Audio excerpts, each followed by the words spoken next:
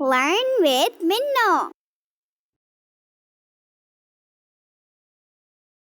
السلام علیکم دوستو، میں ہوں منو اور ہم جان رہے ہیں پیارے نبی صلی اللہ علیہ وآلہ وسلم کی زندگی کے بارے میں۔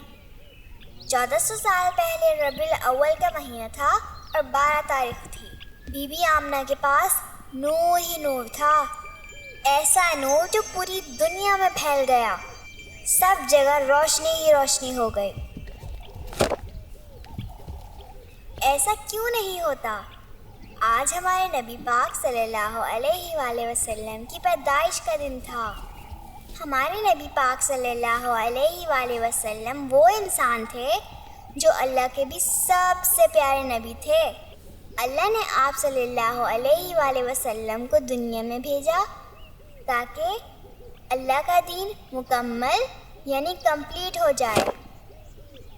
دوستو، پہلے زمانے میں عرب میں رہنے والے لوگوں کا ٹریڈیشن یعنی رواج تھا کہ وہ اپنے بچوں کو قریب کے کسی ولیج یعنی گاؤں میں بھیجتے تھے تاکہ چھوٹے بچے دوسری زبانیں یعنی لینگویجز سیکھ جائیں۔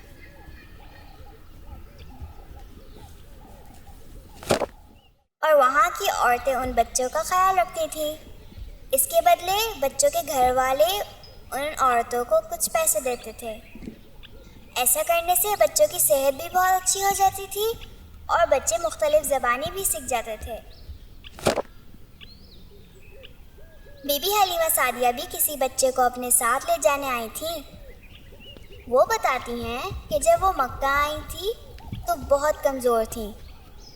اب جب ساری عورتیں بچوں کو اپنے ساتھ لے کر آگے بڑھتی ہیں تو ہمارے نبی پاک صلی اللہ علیہ وآلہ وسلم کو کوئی اپنے ساتھ لے جانے کو تیار ہی نہیں ہوتا، کیونکہ آپ کو پتہ ہے نا، ہمارے نبی پاک صلی اللہ علیہ وآلہ وسلم کے بابا نہیں تھے، تو سب کو لگتا تھا کہ آپ صلی اللہ علیہ وآلہ وسلم کا خیال رکھنے اور پالنے کے اچھے پیسے نہیں ملیں گے۔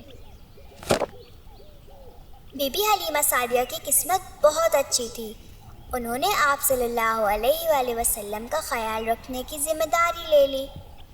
دوستو، یہاں سے رحمت العالمین صلی اللہ علیہ وآلہ وسلم کی رحمت دنیا میں نظر آنا شروع ہو گئی۔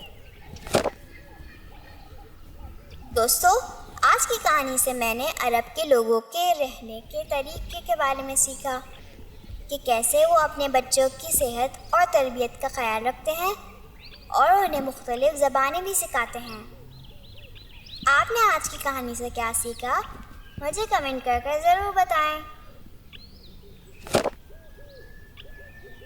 اگر آپ جاننا چاہتے ہیں کہ کیسے ہمارے نبی صلی اللہ علیہ وآلہ وسلم کی رحمت نظر آنے لگی تو انتظار کریں ہماری اگلی ویڈیو کا۔ Please subscribe. السلام علیکم۔